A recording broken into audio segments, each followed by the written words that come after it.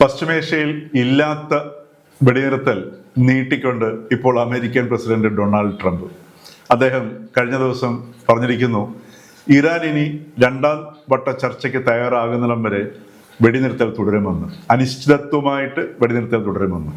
ഏതാണ്ട് 48 മണിക്കൂറിന് മുമ്പാണ് അദ്ദേഹം പറഞ്ഞത്, ഇറാൻ ഈ ചർച്ചയിലേക്ക് വന്നില്ലെങ്കിൽ അല്ലെങ്കിൽ ഏതെങ്കിലും ഒരു തീരുമാനമെടുത്തില്ല എങ്കിൽ 22-ാം തീയതിക്ക് ശേഷം ആ ദുരന്തം ഏറ്റുവാങ്ങാൻ തയ്യാറായിക്കൊള്ളൂ എന്ന്.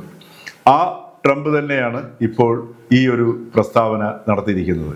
യഥാർത്ഥത്തിൽ പശ്ചിമേഷ്യയിൽ വെടിനിർത്തൽ ഉണ്ടായിട്ടുണ്ടോ? ഇല്ല. കാരണം ഇറാൻ തുടക്കം മുതൽ വെടിനിർത്തൽ അംഗീകരിച്ചിട്ടില്ല. ഇസ്രായേൽ ഹിസ്ബുള്ളയുടെ നേർക്ക് ബോംബുകൾ അല്ലെങ്കിൽ മിസൈലുകൾ വർഷിപ്പിച്ചപ്പോൾ തന്നെ ഇറാൻ പ്രഖ്യാപിച്ചു, ഇത് ഞങ്ങൾ അംഗീകരിക്കില്ല. ഇതും ഇസ്രായേലും ഹിസ്ബുള്ളയും തമ്മിലുള്ള ആക്രമണവും അല്ലെങ്കിൽ ഹിസ്ബുള്ളയെ ആക്രമിക്കുന്നതും ഈ വെടിനിർത്തലിൻ്റെ ഭാഗമാണ്. ഇത് തുടക്കത്തിൽ അമേരിക്ക അത് അംഗീകരിച്ചില്ല. പിന്നീട് അമേരിക്കയിൽ ലെബനനും അതേപോലെ തന്നെ ഇസ്രായേലും തമ്മിൽ നടന്ന ചർച്ചയിൽ അത് അംഗീകരിക്കപ്പെട്ടു. പക്ഷേ അതിനുശേഷമാണ് വീണ്ടും ഈ ഹോർമൂസ് കടലിടുക്കിലെ ഉപരോധം അമേരിക്ക കൊണ്ടുവരുന്നത്. അതോടുകൂടി വീണ്ടും ഇറാൻ വളരെ വ്യക്തമായിട്ട് പ്രഖ്യാപിച്ചു, ഇത് വെടിനിർത്തലിൻ്റെ ഭാഗമായിട്ടുള്ളതല്ല, അതുകൊണ്ട് തങ്ങൾ അത് അംഗീകരിക്കുന്നില്ല. യഥാർത്ഥത്തിൽ ഇവിടെ നമ്മൾ കാണുന്നത് അമേരിക്ക ഏകപക്ഷീയമായി യുദ്ധം പിൻവലിച്ചുകൊണ്ട് ഹോർമൂസ് കടലിടുക്കിൽ ഒരു ഉപരോധം സൃഷ്ടിച്ചിരിക്കുന്നതിൻ്റെ കാഴ്ചയാണ്. കാരണം ഏതെങ്കിലും രീതിയിൽ അവിടെ നിന്ന് അവർക്ക് യുദ്ധത്തിൽ നിന്ന്, പശ്ചിമേഷ്യൻ യുദ്ധത്തിൽ നിന്ന് പിന്മാറണം.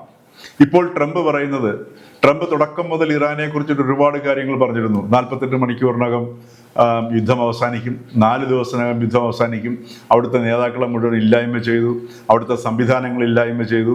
ഇങ്ങനെ ഒട്ടേറെ ഓരോ ഘട്ടത്തിലും തങ്ങളുടെ യുദ്ധം വിജയിച്ചു, അതുപോലെ ഇറാനുമായിട്ടുള്ള യുദ്ധം വിജയിച്ചു കഴിഞ്ഞു. ഇങ്ങനെയൊക്കെയുള്ള ഒരുപാട് പ്രസ്താവനകൾ ട്രംപ് നടത്തി സ്വയം അമേരിക്കൻ ജനതയുടെ മുമ്പിലും ലോകത്തിൻ്റെ മുമ്പിലും തടിയൂരാനുള്ള ശ്രമം നടത്തിക്കൊണ്ടിരുന്നു. ഇപ്പോൾ ട്രംപ് പറയുന്നത്, ഒരു ദിവസം ഇന്നത്തെ നിലവിലുള്ള സാഹചര്യം തുടരുന്നത് കാരണം, അതായത് ഈ ബ്ലോക്കേഡ് തുടരുന്നത് കൊണ്ടും ഇറാൻ ചർച്ചയ്ക്ക് വരാത്തത് കൊണ്ടും ഇറാന് നഷ്ടമാകുന്നത് $500 മില്യൺ. ഈ രീതിയിൽ ഇറാൻ വീണ്ടും ഇതാ തകർന്നിരിക്കുന്നു എന്ന ഒരു കഥയുമായിട്ടാണ് ഇപ്പോൾ ലോകത്തെ ട്രംപ് നേരിടുന്നത്. വീണ്ടും നാം മനസ്സിലാക്കേണ്ടത്, ഈ ഉപരോധത്തിലൂടെ അമേരിക്ക ഉദ്ദേശിക്കുന്നത് ഹോർമൂസ് കടലിടുക്കിൻ്റെ നിയന്ത്രണം ഇറാനുമായിട്ട് പങ്കിട്ട് അമേരിക്കയും ഇറാനും തമ്മിൽ പങ്കിട്ടെടുക്കുക എന്നുള്ള ഒരു ശ്രമവും ഇതിൻ്റെ പിന്നിലുണ്ട്.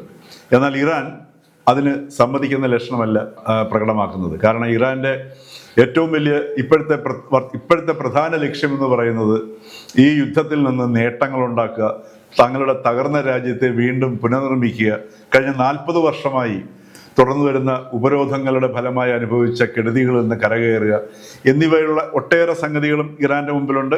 അതുമാത്രവുമല്ല, ഇറാനിലെ രാഷ്ട്രീയ നേതൃത്വത്തിന് ഇപ്പോൾ യാതൊരു നിർണായകമായ തീരുമാനവും എടുത്ത് മുന്നോട്ട് പോകാൻ പറ്റുന്നില്ല.